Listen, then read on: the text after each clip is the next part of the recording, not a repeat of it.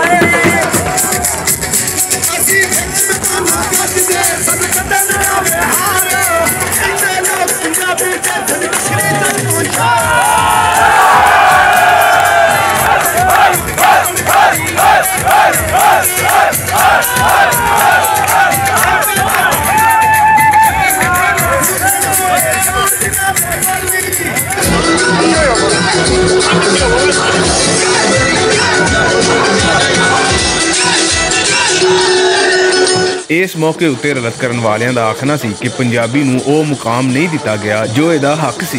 इस बोली ने खिते दी फिक्री ते शऊरी तरबियत कीती, पर सरकारां इहदे नाल दुश्मनी दा ओही रवैया अपनाया जेड़ा बुग़ज़ अंग्रेज़ रखदा सी। ये पंजाबी ज़बान ही साडे वास्ते तरक्की दा ज़रिया बन सकती है, वरना तरक्की नहीं होनी अगर ये अंग्रेजियां या कोई और ज़बाना बोलते रहे।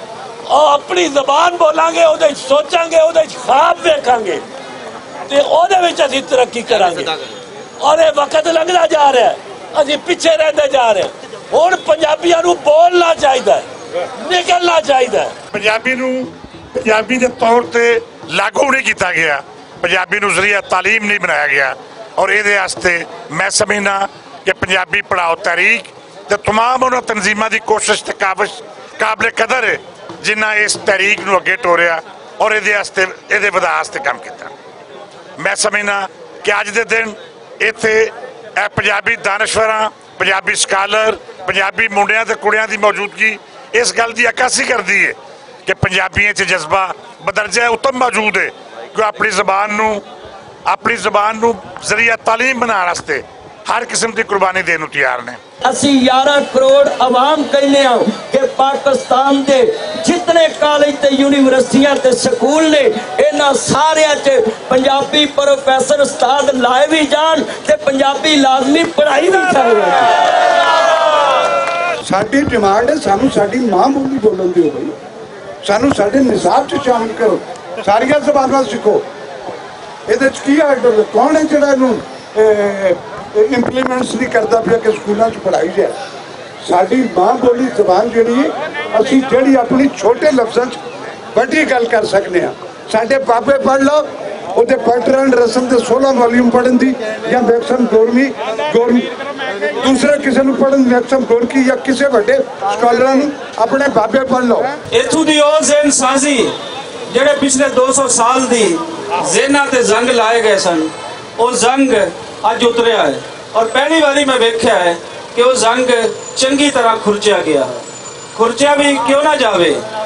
की तुसी ख्याल कर सकते हो कि तुसी जापान दे विच अंग्रेजी बोली का राज वेखोगे? की तुसी ये तसव्वुर कर सकते हो कि बरतानिया दे विच हिंदी का राज हो जावे? की तुसी ये तसव्वुर कर सकते हो कि अफ्रीका दे विच चीनी का राज हो जावे? जे तुसी ये तसव्वुर नहीं कर सकते तो फिर असीं ये तसव्वुर किवें कर सकते हैं कि पंजाब दे विच किसी गैर बोली का राज होवे? अंबर दा मैं बुआ खोल के देखांगा, अंबर दा मैं बुआ खोल के देखांगा और रब दे नाल पंजाबी भी बोल के अंबर दा मैं बुआ खोल के देखांगा, रब दे नाल पंजाबी बोल के देखांगा। तो उच्चा करके मैं जावांगा जग ते बोल पंजाबी दा, उच्चा करके मैं जावांगा जग ते बोल पंजाबी दा कर कर बजदा लोग सुनेंगे एक दिन टोल पंजाबी दा। इकट्ठ ने सरकार तो मुतालबा किया कि पंजाबी नूं मुढ़ली तालीम दे निसाब दा लाजमी हिस्सा बनाया जाए तां जे वारस ते फरीद दी बोली आउण वालियां नस्लां नूं भी दीवे दा काम देवे। इस तो पहला पंजाबी ज़बान नूं लाजमी जरिया तालीम बनाया जाए प्राइमरी तो लैके BA तक पंजाबी पढ़ाओ। माँ बोली जे भुल जाओगे कखा वांगू रोल जाओगे। पंजाबी ज़ुबान जिन्नी देर तक किताबां तो शुरू नहीं होएगी घर दे अंदर माँ बाप अपने बच्चों नाल पंजाबी नहीं बोलणगे पंजाबी कदी पंजाब दी ज़ुबान अगे नहीं वध सकदी। असी पंजाब दी ज़ुबान दे हक विच तकरीरां ते करदे हां लेकिन बच्चे स्कूल दाखिल कराने वक्त उस स्कूल का इंतखाब करते हैं जिथे उर्दू पढ़ाई जाती है। बहुत अरसा हो गया, बहुत अरसे तो असी शर्मिंदा, अपनी पहचान तो शर्मिंदा, असी अपनी बोली तो शर्मिंदा, अपनी तारीख तो।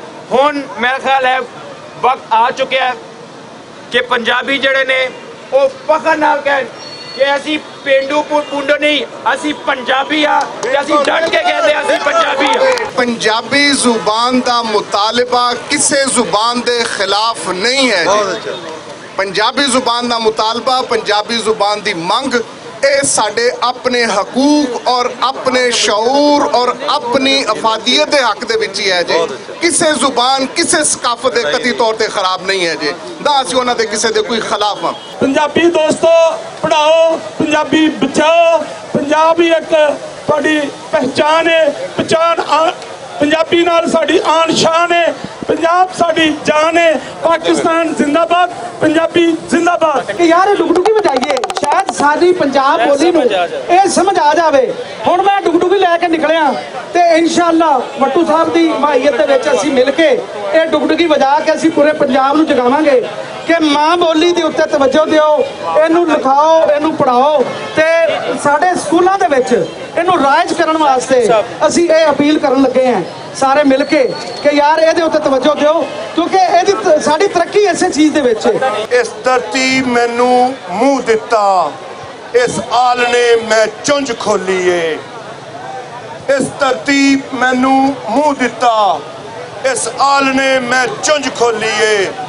मैं एक पंजाब दा पुत्र, पंजाबी मेरी बोली है। पंजाबी जिहड़ी ओ साडी ज़ुबान है, पंजाबी कल्चर जिहड़ा है वो साडे वास्ते कितना जरूरी है। ਉਹਦੀ वजह तो आहिस्ता आहिस्ता ਜਿਹੜੇ ਅਸੀਂ ਇਕੱਠੇ ਹੋ ਰਹੇ ਹਾਂ इंशाअल्लाह ਉਹ ਦਿਨ ਦੂਰ ਨਹੀਂ ਜਦੋਂ इंशाअल्लाह ਅਸੀਂ ਅੱਲਾਹ ਦੇ ਫਜ਼ਲ ਦੇ ਨਾਲ ਇਹ ਜਿਹੜਾ ਸਾਰੇ ਆਪਣੇ ਮੁਕਾਸਦ ਹਾਸਲ ਕਰ ਲਾਂਗੇ। पंजाब ਦੀ ਰਹਿਤ ਨਾਲ ਮੁਹੱਬਤ ਕਰਨ ਵਾਲਿਆਂ ਪੰਜਾਬੀ ਦੀ ਗੱਲ ਕਰਕੇ ਸਾਬਤ ਕੀਤਾ ਕਿ ਇਹਦੇ ਰਾਖੇ ਇਹਨੂੰ ਆਉਣ ਵਾਲੇ ਵੇਲੇ ਦੇ ਮੱਥੇ ਦਾ ਟਿੱਕਾ ਬਣਾ ਕੇ ਰਹਿਣਗੇ। ਪੰਜਾਬੀ ਦਾ ਝੰਡਾ ਲੰਘਦੇ ਵੇਲੇ ਦੇ ਨਾਲ ਹੋਰ ਉੱਚਾ ਹੋਵੇਗਾ।